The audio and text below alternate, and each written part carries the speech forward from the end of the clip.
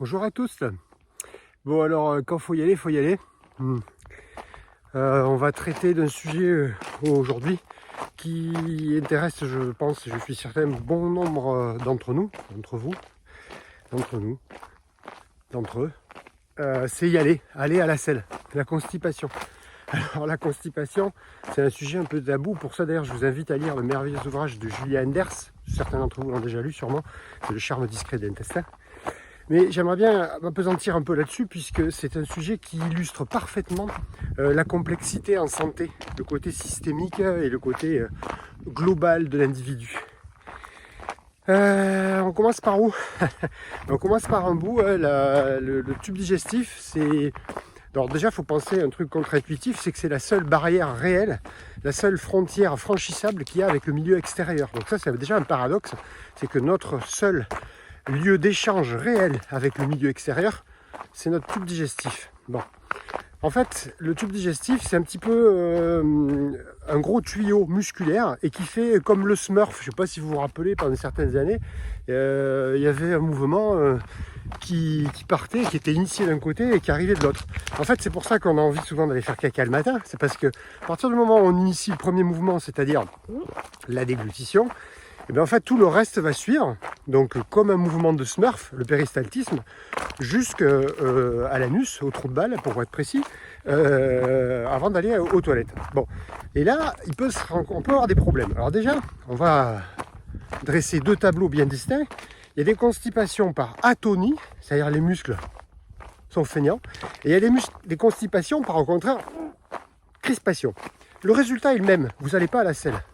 Si votre tube digestif, musculairement, ne fait pas ces ondes péristaltiques qui conduisent le bol alimentaire à avancer, ben vous n'irez pas à la selle.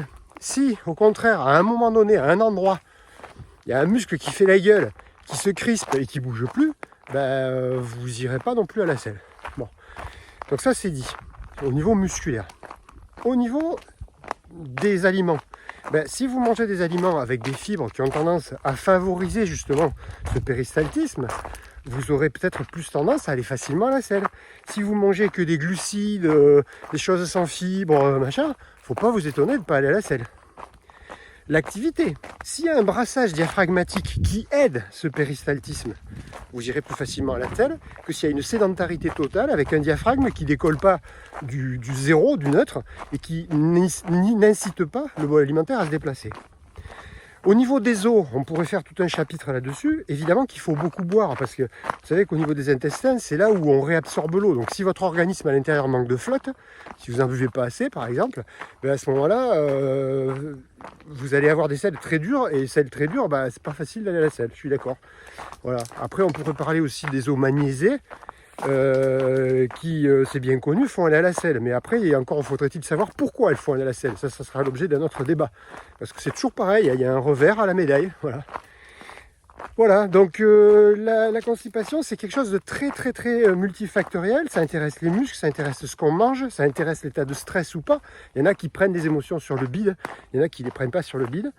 Et puis, à mon niveau, dans le cabinet, on retrouve souvent des choses, dans le cabinet de consultation, se trouvent souvent des choses qui reviennent assez souvent.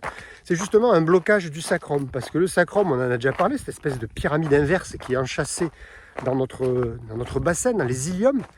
Ben, ce sacrum, en fait, dans les articulations avec les iliums, là, juste flirtant avec ces articulations, partent des racines qui vont constituer ce qu'on appelle le parasympathique sacré, c'est-à-dire un ensemble de systèmes nerveux qui s'occupe, je vous le donne en mille, de toute la trophicité du système pelvien. Donc le périnée, la vessie, les intestins, etc. Voilà. Et enfin, dernière chose, pour essayer de... C'est pas pour dénoncer, c'est une constatation de cabinet, c'est qu'en fait la segmentation des disciplines ne convient pas à l'approche particulièrement de cette zone. J'en veux pour preuve au cabinet, mais c'est hyper fréquent. Je vous dresse une caricature qui arrive très fréquemment. Personne n'est constipée. Elle va voir un gastro-entérologue. Il fait les examens et c'est très bien et c'est parfait parce qu'il faut vraiment prévenir ces cochonneries. De cancer colorectal par exemple. Donc il fait ses examens et après il lui dit vous n'allez pas à la selle, qu'à cela ne tienne, je vais vous donner un parasympathico-mimétique, c'est-à-dire une molécule, le mestinon pour ne pas la citer, qui va accélérer votre tube digestif. Et ça fonctionne, c'est génial. Sauf que la même personne, mais ça son gastro ne le sait pas, va voir un neurologue parce qu'elle a des petits soucis de vessie. Elle a une vessie hyper réflexique, elle a tendance à aller aux toilettes très vite, à ne pas pouvoir contenir sa vessie. Et donc l'urologue va lui dire, mais attendez, mais votre vessie est réflexique, je vais vous donner un anti-sympathico-mimétique. Donc en fait, on va ralentir. Il se trouve que les muscles de la vessie, pour faire simple, les muscles de la vessie et les muscles de l'intestin répondent à peu près au même traitement. Donc d'un côté, vous accélérez pour aller à la selle, mais vous accélérez aussi pour pipi.